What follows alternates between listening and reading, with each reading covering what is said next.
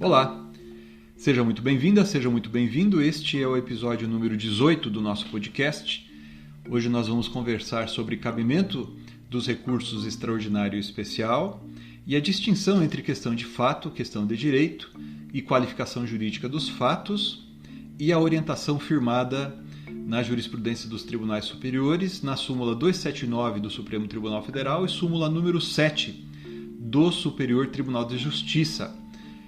Súmula esta considerada o maior obstáculo, por muitos, o maior obstáculo de acesso aos tribunais superiores. Nós vamos falar dos porquês da edição dessas súmulas, dessas orientações, dessa orientação firmada nessas súmulas, a evolução dessa orientação e apontar também alguns paradoxos da jurisprudência dos tribunais superiores. Eu espero que vocês gostem do que a gente vai falar aqui e também peço que vocês compartilhem esse nosso trabalho com seus colegas, com seus professores, com seus alunos, e aguardo a opinião de vocês também a respeito, tá certo? Então vamos em frente.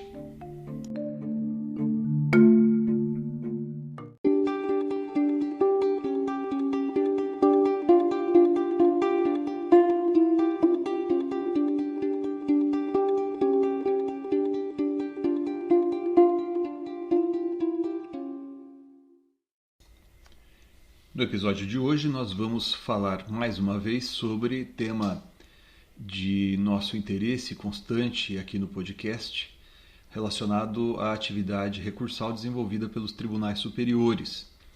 Já vimos falando sobre isso já há algum tempo e hoje o foco de nossa atenção aqui diz respeito ao não cabimento dos recursos extraordinário e especial para se discutir questões de fato, mas ao cabimento desses dois recursos também para se realizar uma revaloração do fato, reexame de fato e revaloração do fato, a distinção entre esses dois fenômenos. Isso tem a ver com a orientação que foi firmada na súmula número 7 do Superior Tribunal de Justiça, e isso é sempre algo bastante controverso, bastante polêmico, há muita reclamação dos advogados e muita gente já vinha pedindo para que nós conversássemos sobre isso aqui no nosso podcast. Então, por isso, neste episódio nós vamos nos dedicar a esse tema, tá bom? Para que nosso podcast não fique repetitivo, eu peço a vocês que deem uma olhadinha no que nós falamos em outros episódios aqui, sobretudo no episódio número 14, em que nós falamos sobre as funções nomofilática, uniformizadora, paradigmática e diquelógica dos tribunais superiores. Nós observamos ali que o recurso extraordinário e o recurso especial, eles não existem com o propósito de se propiciar um reexame do fato, porque a finalidade dos tribunais superiores, ao julgar esses dois recursos, está na definição da inteligência da norma jurídica. Então, saber como um fato aconteceu ou como um fato deixou de acontecer é atividade que deve ser desempenhada pelos tribunais locais, Tribunal de Justiça, Tribunal Regional Federal e pelos juízos de primeiro grau.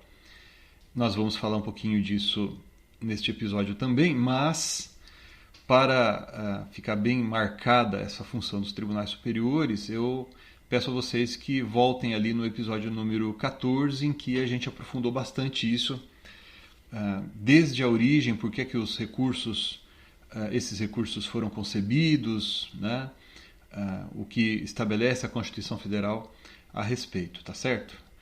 Agora, de agora em diante, eu quero falar apenas sobre essa diferença existente entre questão de fato e questão de direito, também sobre qualificação jurídica dos fatos e o cabimento dos recursos extraordinário e especial para o Supremo Tribunal Federal e o Superior Tribunal de Justiça nesse contexto aqui.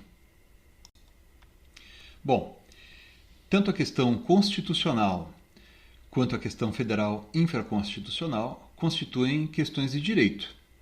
sendo estranha aos recursos extraordinário e especial a discussão de controvérsias relativas a fatos debatidos no processo.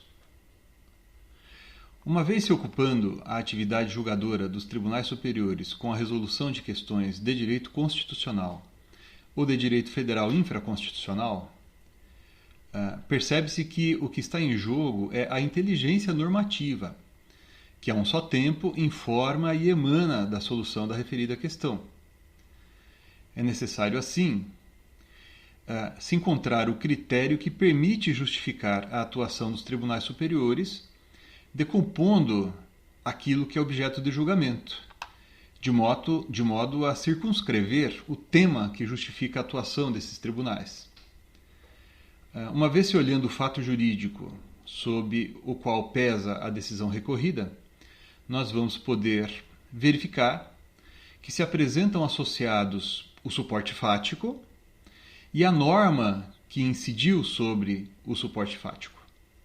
Mas o recurso extraordinário ou o recurso especial somente serão admissíveis em relação ao que se controverter quanto ao sentido da norma jurídica.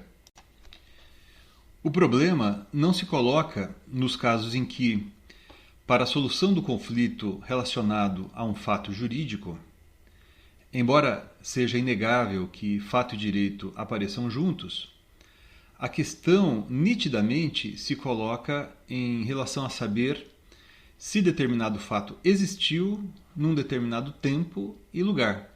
Essa é uma expressão usada pelo Bentham, um livro sobre provas que eu cito nos meus trabalhos aqui. Então, por exemplo, na hipótese de se saber se um veículo, se um automóvel, se encontra em velocidade inferior ou superior a 110 km por hora, à luz dos elementos de prova, isso é uma questão de fato. De outro modo, pode-se estar diante de um problema consistente em saber qual sentido de uma dada disposição normativa a ser aplicada a um fato, a respeito do qual não se controverte. Assim, por exemplo, se uma vez não se controverte que o veículo encontra-se a menos de 110 por hora ou a mais de 110 por hora, nós podemos eventualmente discutir em um processo se essa velocidade é ou não permitida pela lei. Então, é possível verificar que, rigorosamente, o fato jurídico é um só. Mas, nesse exemplo, ele pode ser decomposto a fim de que nós possamos identificar em qual das extremidades, fato-norma, se encontra a questão. Nessa hipótese do exemplo citado, é fácil saber o que é questão de fato e o que é questão de direito. O problema começa a se tornar mais difícil quando a questão se desloca de uma extremidade para outra do fenômeno e fica numa zona intermediária, digamos assim. É o que pode ocorrer, por exemplo, quando o que está em jogo é a qualificação jurídica de um fato. Alguns usam, nessa hipótese, a expressão questão mista para dizer que a qualificação jurídica de um fato seria uma questão mista. Mas, a nosso ver, uma vez se reconhecendo que, no caso concreto, se exige a atuação do tribunal apenas para se evitar a aplicação errônea de uma regra ou de um princípio jurídico, nós devemos considerar que essa questão também é questão de direito, pura e simplesmente. A violação à ordem jurídica, tanto ao se aplicar o direito de modo equivocado, quanto ao se conceber erroneamente um fato, sob o ponto de vista jurídico, sobre o qual incidiria a lei correta. Tanto num quanto no outro caso, a aplicação incorreta da lei. Uma vez identificando o fato de modo impreciso, fatalmente se aplicará a lei também de modo impreciso, pois se aplicará a lei errada, ou seja, a lei inaplicável à situação, por se tratar de uma hipótese diversa da prevista na lei. Desse modo, quando se visa a qualificação jurídica de um fato, enquadrando esse fato num determinado conceito legal, Não se trata de questão de fato, mas de questão de direito. Pois o que se perquire é se houve aplicação correta da lei, e não se o fato aconteceu ou quando o fato aconteceu. Assim, sob esse prisma, se verifica que a qualificação jurídica de um fato não se traduz em mera questão de fato, mas se constitui sim em questão de direito. E cabe o recurso extraordinário quando se discute essa qualificação jurídica. Caso esse tipo de questão fosse considerada apenas uma questão de fato, sobre ela não poderia haver manifestação dos tribunais superiores. E, como consequência, se permitiria a propagação de um entendimento desacertado acerca do âmbito de incidência de determinada norma, manifestado em casos futuros pelos outros tribunais. Isso acabaria colocando em risco a unidade de entendimento acerca do direito federal, pois, noutros casos, se poderia adotar aquele mesmo entendimento equivocado. Assim, se algum tribunal superior entender que a situação constitui questão de fato e não de direito, acabaria permitindo que se prevalecesse um entendimento errado sobre o âmbito de incidência da lei, o que não corresponde à finalidade dos recursos estudados. Então é possível verificar que esse modo de pensar se liga àquilo que se convencionou chamar de função nomofilática e assim também função paradigmática dos tribunais superiores, a que nós nos referimos no episódio número 14 do podcast. Bom, isso que a gente está falando aqui não é exatamente uma novidade. A jurisprudência dos tribunais superiores sempre fez essa distinção, né? Porque uma coisa é dizer que eu estou diante da reconstituição dos acontecimentos relevantes para o julgamento, e isso é uma questão de fato, mas outra é dizer a questão de direito é aquela pertinente à averiguação da qualificação jurídica do fato, né? Ou seja, o enquadramento de um conceito jurídico, digamos assim, à luz de um fato a respeito do qual não se controverte. Então, é errado pensar que caberia o recurso extraordinário ou recurso especial apenas para se interpretar a lei em si mesma, né? O que significa um determinado texto que está num dispositivo da Constituição ou de uma lei federal, né? Agora, caberá o recurso quando não se controverter sobre saber se um fato aconteceu ou não aconteceu. Voltando ao exemplo citado, eu não posso interpor um recurso especial porque eu desejo demonstrar à luz das provas que o veículo estava a mais de 110 km por hora ou se o automóvel estava com velocidade inferior a 110 km por hora. Mas uma vez não se controvertendo que o veículo estava, por exemplo, a 90 km por hora, né, eu posso discutir, ou eu posso indagar, ou eu posso questionar o acórdão proferido por um tribunal de justiça, por exemplo, que disse que isso era contrário à lei, ou que disse que isso era conforme à lei. Nesse caso, eu estou qualificando o fato. Esse modo de pensar é encampado pela jurisprudência do Supremo desde a primeira metade do século passado. Há vários julgados que eu cito em meus livros. Eu menciono isso na Constituição Federal comentada, também no Código de Processo Civil comentado. E cito vários julgados, inclusive bastante antigos, num outro livro meu, o Pré-questionamento nos recursos extraordinário e especial, né? Nesse sentido, desde a primeira metade, como mencionei, do século passado. Então, por exemplo, num julgado relatado pelo ministro Filadelfo Azevedo, em um recurso extraordinário, ele disse o seguinte: a tarefa de manejar a prova e de auscultar os fatos pode atingir o cerne jurídico, disfarçando ou encobrindo profunda vulneração de normas básicas do direito vigente. Fecha aspas. Veja, é o julgado proferido em abril de 1944. Num outro julgado, em que se discutia se matéria relativa a provas poderia ensejar o recurso extraordinário, um outro ministro, chamado Orozimbo Nonato, citando inclusive no seu voto a doutrina de Castro Nunes, ele escreveu o seguinte, abro aspas, é exato que no julgamento do recurso extraordinário pode a questão de direito envolver antessuposto de fato, o que não impede o uso do recurso. A abstenção de que se trata cumpre ser entendido, como esclarece excelentemente Castro Nunes. O Tribunal Supremo não julga dos fatos, não julga das provas produzidas. Aceita estas como aquelas nos termos em que os põe o julgado recorrido.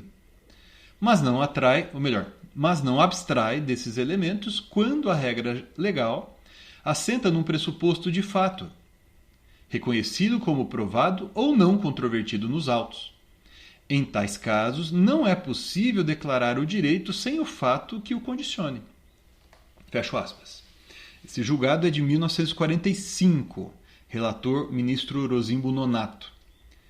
Então, nós vemos que esses dois julgados proferidos na primeira metade do século passado já tinham assentada a ideia que se mantém até hoje, que é a de que o Tribunal Superior não julga os fatos para saber como eles aconteceram, mas aceita esses fatos nos termos que foram colocados no julgado recorrido. Essa orientação acabou dando ensejo à edição da súmula 279 do Supremo Tribunal Federal, que diz: para simples reexame de prova não cabe recurso extraordinário. E depois, o mesmo teor, o mesmo sentido foi reproduzido na súmula 7 do Superior Tribunal de Justiça, que diz: a pretensão de simples reexame de prova não enseja recurso especial. Vejam, a frase contida nesses dois enunciados de súmula deve ser bem compreendida com base no que a gente falou até aqui. Por simples reexame de prova, se quer indicar aquela atividade consistente em indagar sobre o acontecimento do fato à luz do acervo probatório.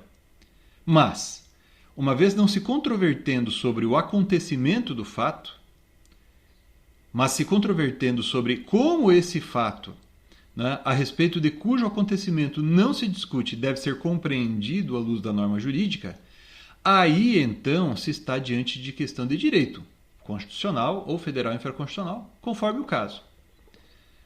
Esse entendimento tem sido corroborado, confirmado pelo STJ desde o início de sua existência, digamos assim, a partir ali de 1900, como nós sabemos, o recurso especial e o Superior Tribunal de Justiça foram concebidos com a Constituição de 88, mas desde o início de sua atuação, o STJ vem aplicando essa orientação. Então, por exemplo, o julgado de 1990, que eu selecionei aqui para homenagear o ministro Gueiros Leite, por conta de seu falecimento nessa semana, dia 19, e então com isso eu rendo aqui minhas homenagens a esse ministro, mas ele, num julgado por ele relatado de abril de 1990, se decidiu assim, aspas, a qualificação do negócio jurídico, através do exame de sua existência e natureza, é diligência judicial passível de exame no recurso especial, da mesma maneira como ocorre com o recurso que nutre dos efeitos da decisão que afirma ou nega a adequação da prova a certas situações de índole jurídica. Então vejam, isso não é uma questão de fato, é uma questão de direito. A qualificação jurídica do fato não é uma questão de fato.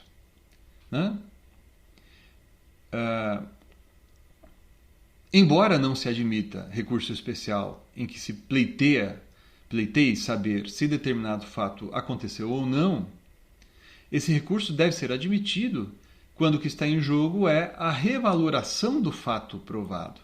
Então aqui temos que distinguir o reexame da prova e a revaloração do fato provado. Ou seja, nesse caso, eu não coloco em dúvida saber da ocorrência de um determinado fato, mas eu estou discutindo como esse fato deve ser qualificado juridicamente. Essa distinção, assim como a antiga jurisprudência do Supremo Tribunal Federal da primeira metade do século passado, que eu mencionei agora há pouco, né, sempre foi feita também pela jurisprudência do Superior Tribunal de Justiça. Desde o início, o STJ vem decidindo que a incursão em torno da prova torna-se indispensável quando urge valorar essa prova em razão da questão jurídica e da decisão recorrida. Né? Aqui um julgado do STJ de 1991. Né? Ora, rigorosamente, também nesse caso, há um exame da prova, mas esse exame não é feito para se averiguar se o fato aconteceu. Nesse caso, se trata de exame consistente em extrair do fato considerado provado as respectivas consequências jurídicas. E esse entendimento vem sendo reiterado em julgados posteriores. Eu selecionei aqui 3 decisões recentes que abordaram essa distinção para citar para vocês como exemplos, né?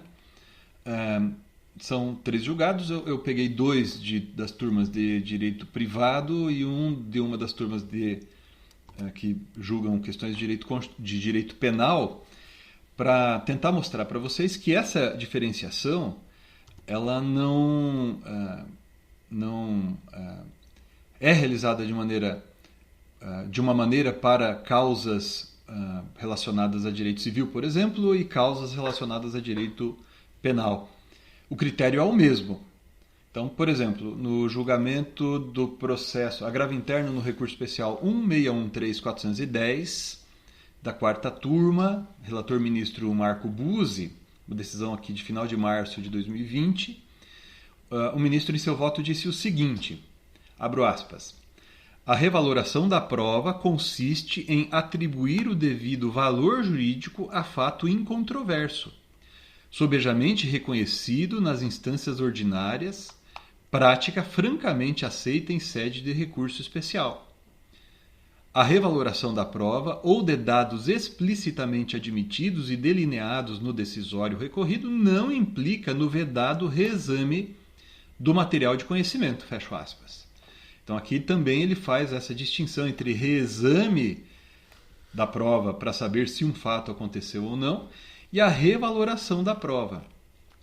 Porque nesse caso, da revaloração da prova, nós estaremos diante de uma questão de direito.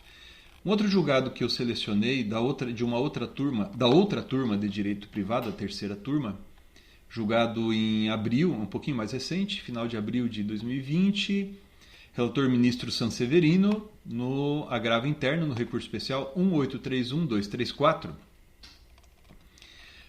em se discutir aqui sobre a seguinte questão. Se houver descumprimento contratual consistente no atraso da entrega do imóvel, isso é capaz de causar danos morais? Então vejam só, qual é o fato? Né? Houve descumprimento contratual consistente no atraso da entrega do imóvel. Isso é uma questão de fato? Né? Sim, mas eu não estou perquirindo no recurso se houve o atraso. Né? A questão está consolidada no julgado recorrido. Né? Houve descumprimento contratual consistente no atraso da entrega do imóvel.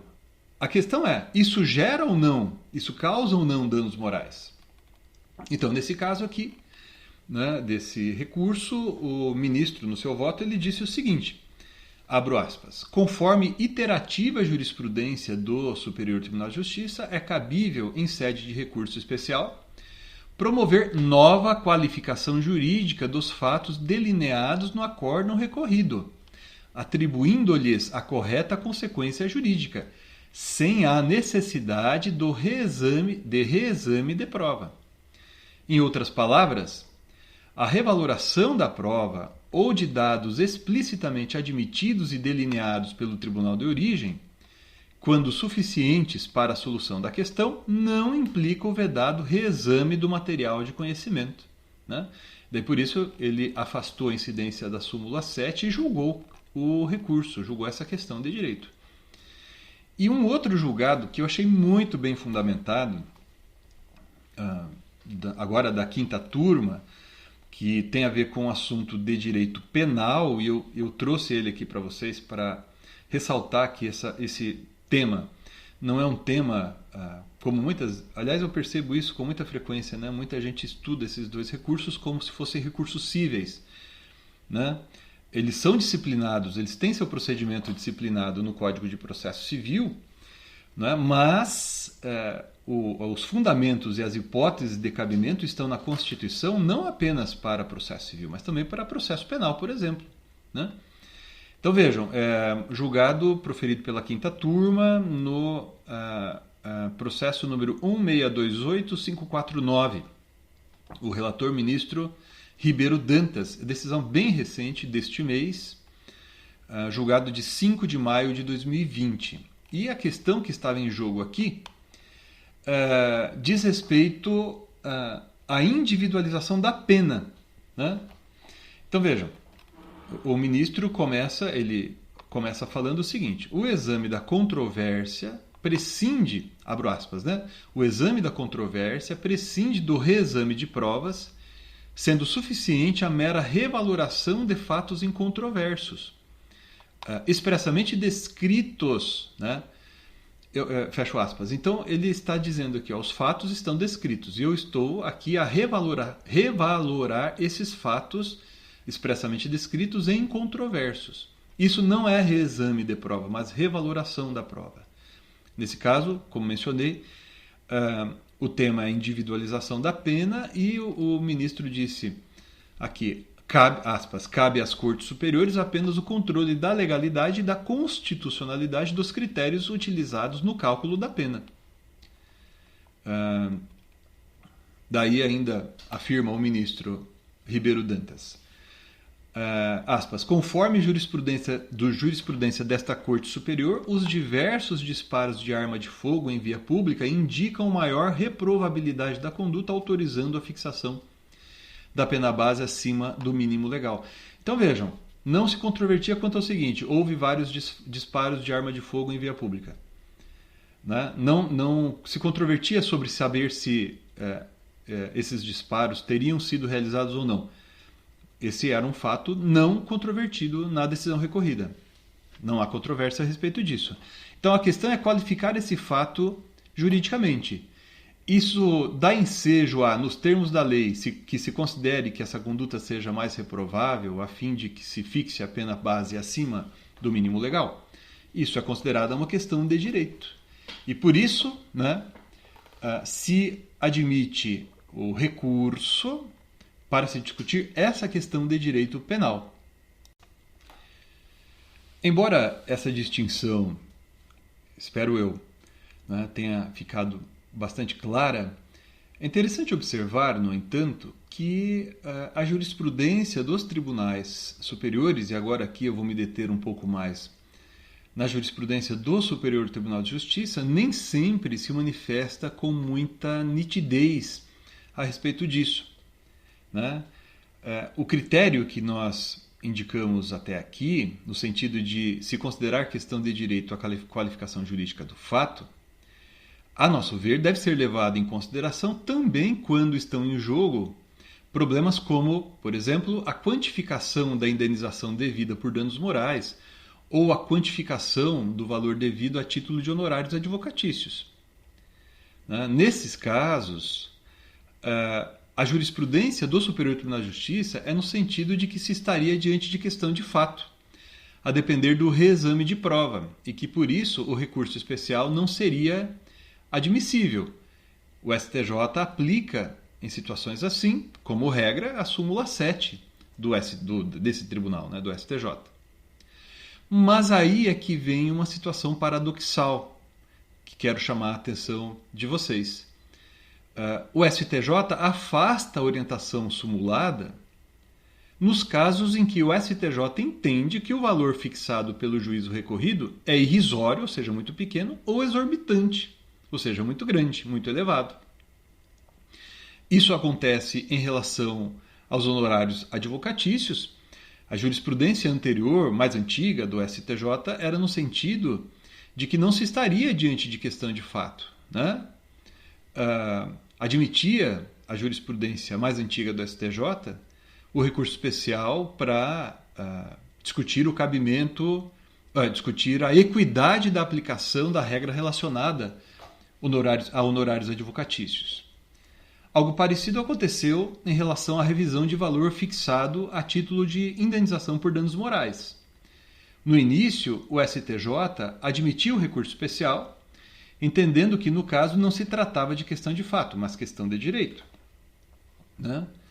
Posteriormente, porém, o STJ passou a considerar que, nesse caso, se trataria de questão de fato e incidiria a orientação firmada na súmula 7 do STJ, salvo quando o valor fixado for considerado irrisório ou exorbitante. O que é algo paradoxal, né? Porque de duas uma, ou se entende que a questão é de fato e em hipótese alguma se admite o recurso especial para se discutir o montante da indenização por danos morais, né? Ou se entende que a questão é de direito e se deve admitir em qualquer situação, né? É curioso notar que essa jurisprudência mais recente, estabelecida no sentido de se admitir o recurso especial quando se considerar que os valores foram fixados na instância local de modo exorbitante ou irrisório, acaba por se manifestar no sentido de que o recurso especial não é cabível quando o valor tiver sido fixado de modo razoável. Ou dizendo de outro modo, acaba-se por admitir que uma questão que, de acordo com a jurisprudência mais recente, é considerada de fato, transmuda-se em questão de direito se a decisão recorrida não tiver fixado o valor da indenização de maneira razoável. Isso é interessante porque nos faz recordar da antiga súmula 400 número 400 do Supremo Tribunal Federal, né, que estabelecia, né, que decisão que desse razoável interpretação à lei, ainda que não fosse a melhor, não autorizaria o recurso extraordinário. Essa orientação há muito foi afastada pela jurisprudência, né? A nosso ver, era acertada a orientação mais antiga, que reconhecia que, no caso, haveria tão somente uma questão de direito. Pois, para se definir o valor da indenização, o STJ não revisa as provas para verificar se elas confirmam a versão dos fatos apresentada por uma das partes, né? O tribunal, com base no quadro fático estabelecido no julgado recorrido, apenas verifica se o valor fixado é ou não apropriado à luz do direito. Não se está diante de questão de fato. Rigorosamente, se a questão atinente à fixação do valor fosse realmente de fato, o recurso especial deveria não ser admissível em qualquer hipótese. Ora, ao admitir, melhor dizendo, o recurso especial por entender que a decisão recorrida não fixou o valor razoável a título de indenização, ou seja, ao admitir o recurso quando o valor de uma indenização por danos morais tiver sido fixada em valor muito grande ou muito pequeno, valor muito elevado ou muito baixo, o Superior Tribunal de Justiça acaba fazendo o que há muito é considerado uma prática equivocada, também pelo próprio Supremo Tribunal Federal. Ou seja, ele acaba admitindo o recurso quando for para dar provimento ao recurso. Significa dizer que o STJ afasta a incidência da súmula 7 quando verifica que é caso de dar provimento ao recurso. Então, interessante, os ministros do STJ eles vão examinar o fato, eles compreendem o fato, eles chegam à conclusão de que o valor fixado a título de indenização por danos morais é excessivo, né? E por isso conhecem do recurso. Na verdade, o recurso acaba sendo conhecido, admitido, porque antes os ministros verificaram que era caso de dar provimento ao recurso. E percebam, essa diferenciação, né, como nós estamos aqui ressaltando, ela não é, salvo engano, salvo melhor juízo, ela não é justificável, né? Porque de duas uma, ou a discussão do valor da indenização é questão de fato ou é questão de direito, né? Não parece, a meu ver, justificável dizer que o recurso é cabível somente, o recurso especial é cabível somente quando o valor for considerado irrisório ou quando o valor for considerado exorbitante. Né? Essa distinção, a meu ver, não encontra amparo na nossa Constituição Federal. É isso.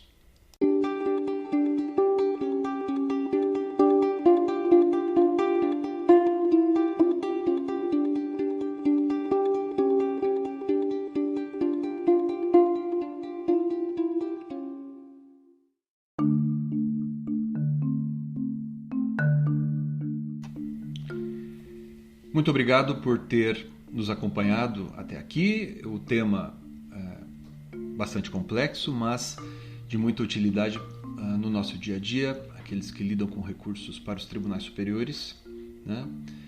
Espero que tenham gostado, e uma vez tendo gostado, que compartilhem com seus colegas, com seus professores, com seus alunos, com seus colegas advogados, juízes, membros do Ministério Público, com seus colegas estudantes também, né? Sugestões e críticas serão muito bem-vindas, sugestões de temas também. Um abraço e até a próxima.